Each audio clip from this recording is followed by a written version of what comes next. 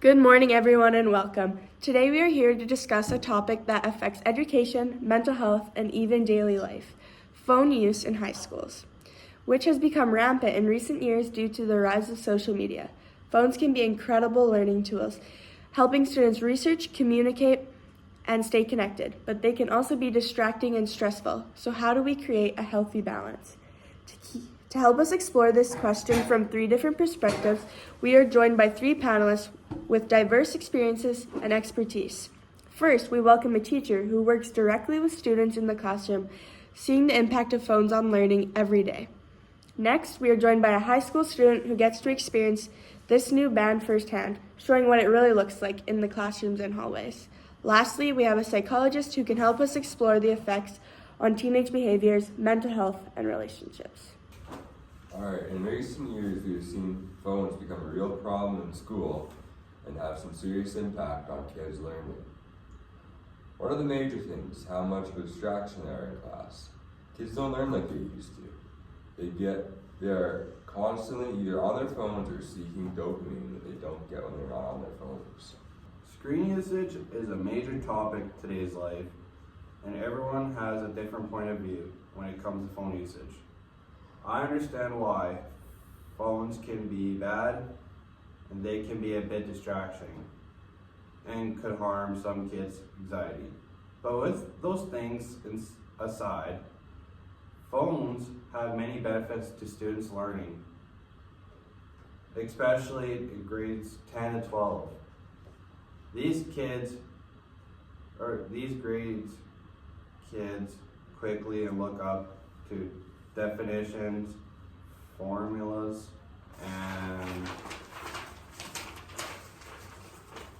and facts, mostly doing quick research on your phone easier than signing into a laptop. It's pretty hard. Okay. From my studies, excessive screen time is negatively impacting children's mental health and development of the brain.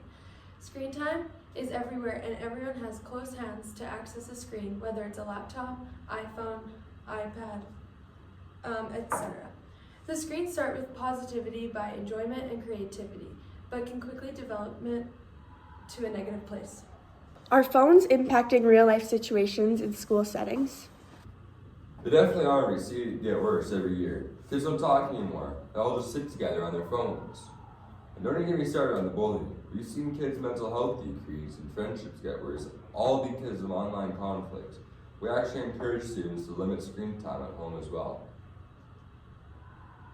Honestly, phones do help us talk to people in ways we couldn't before. But they also kind of mess up real conversations a lot.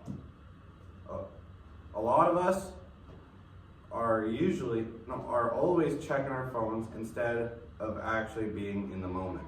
I've noticed that when someone tries to talk to us,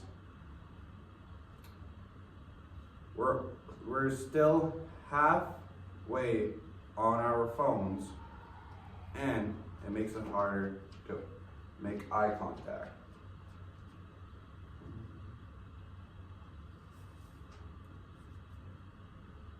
Or even hold a normal conversation.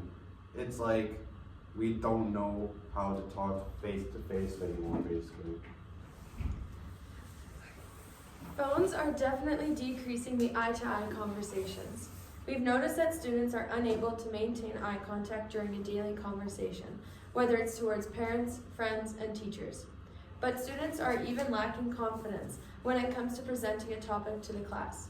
Recently, students tried to limit phone calls or in-person interactions and will choose text as the first point of contact. How do we balance the educational benefits of technology with the distractions it brings? I think it's important that students can have phones for some learning applications, such as video projects and maybe even some research projects. But besides from that, it is beneficial for the students to have their phones in their lockers, and they will learn more. While phones can be distraction, if not used properly for educational purposes, they can also help us bring our grades up. And recently, survey survey interviewed 500 students and found 58% of these students felt that cell phones helped them better understand the material given through the videos, educational apps, and tutorials.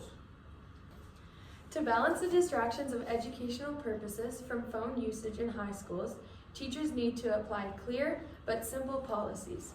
For example, we've seen that schools have started to force students to bring their phones in a pouch. Their phones are locked and sealed for the duration of the day. This rule implies that there will be no distractions and more engagement towards their studies. Another rule that schools have been putting in place is to be in charge of turning off the device and storing it in a non-distractful place. Phones bring distractions. It's up to the teachers and parents to put a large amount of trust within their students to make sure students are using their phones for educational purposes only during school hours. Today we've learned that phones can support students with their learning through quick research and educational apps. We've also discussed the issues that come with phones in schools like distractions, mental health, and impaired social interactions. The goal isn't to ban phones in education, but to figure out a healthy balance. Phones can become a useful, non-distracting learning device with proper guidance. Thank you to each panelist for joining us today. We will see you next time. See you later.